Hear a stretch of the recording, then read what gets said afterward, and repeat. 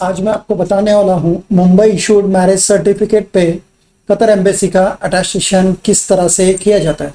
देखो, आज ये मेरे पास एक मुंबई इशूड मैरिज सर्टिफिकेट है। इसके बैक साइड पे कतर एम्बेसी का किस तरह से स्टेप बाय स्टेप अटेस्टेशन होता है वो आज आपको मैं बताने वाला हूँ।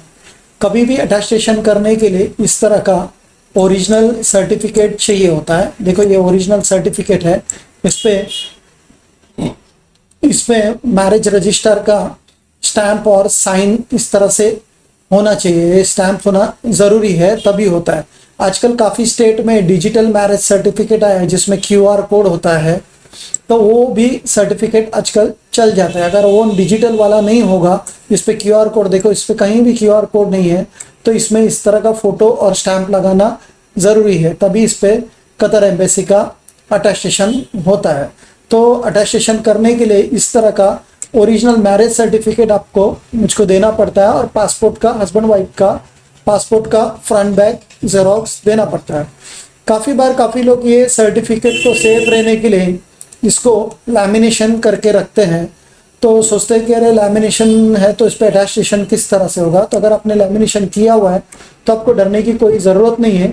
इसका बैक साइड से हम लोग लैमिनेशन रिमूव करते हैं। कभी भी लैमिनेशन फ्रंट का नहीं निकालने का, बैक साइड का निकालने का। अगर फ्रंट निकालने जाएंगे तो पूरा इसका डिटेल, ये जो लिखा हुआ है, ये सब निकल जाता है। तो इसलिए इसका बैक साइड पे जितना अपने को अटेस्टेशन की ज़रूरत होती है उतना पोर्शन लैमिनेशन रिमूव करके उस पर हम लोग अटेस्टेशन करते हैं। और अटेस्टेशन कभी भी आप इसको निकालने को नहीं जानेगा, क्योंकि हम लोग एक्सपर्ट लोग हैं, डेली निकालते हैं, तो हम बराबर निकालते हैं। अगर आप निकालने जाएंगे तो पूरा सर्टिफिकेट फट जाएगा। आप निकालो या किसी और से बाहर निकाल के आप अटेस्टेशन का प्रोसेस के लिए दे सकते हैं एजेंट को।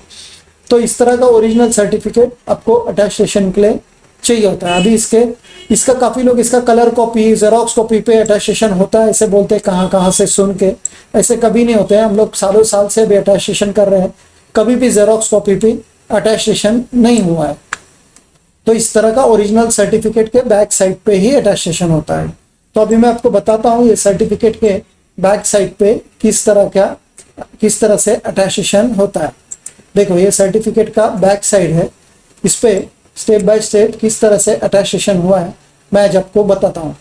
सबसे पहले मैं हर एक वीडियो में आपको बताता हूँ कि अटेस्टेशन करने के लिए, कोई भी वर्ल्ड का कोई भी कंट्री का अटेस्टेशन करना हो, सबसे पहला अटेस्टेशन का प्रोसेस होता है नोटरी। देखो, ये नोटरी का स्टैंप है, ये नोटरी का स्टैंप है, और ये वाला नोटरी का स्टैंप है। इस तरह से नोटरी करने के बाद में एडवोकेट ऐसा अपना स्टैंप लगा के साइन करता है।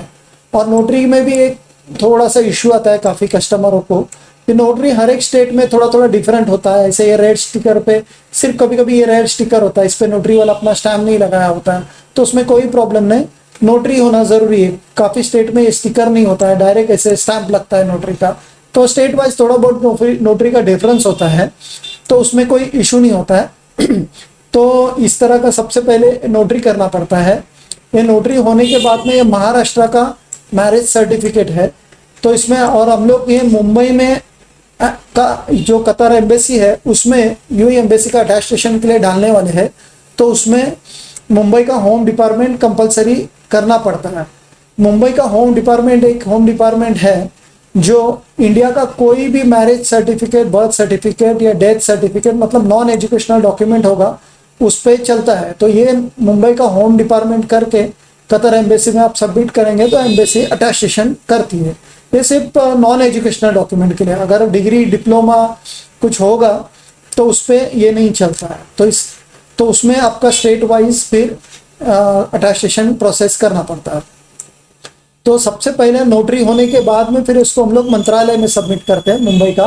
तो काफ़ी लोग उसको होम डिपार्टमेंट बोलते हैं। देखो, होम डिपार्टमेंट, काफ़ी लोग मंत्रालय बोलते हैं, काफ़ी लोग शॉर्ट फॉर्म में इसको GAD बोलते हैं।